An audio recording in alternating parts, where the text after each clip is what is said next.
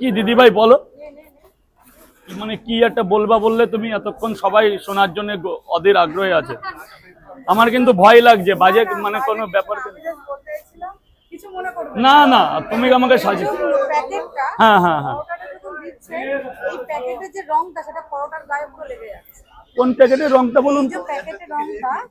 এই, হ্যাঁ হ্যাঁ হ্যাঁ,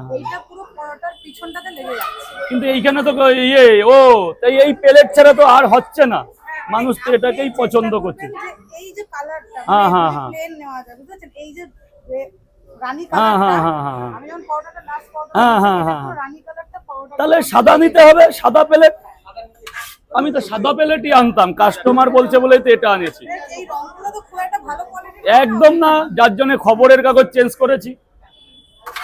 সাদা প্লেট যেটা হোয়াইট প্লেট, একদম বিন্দাস।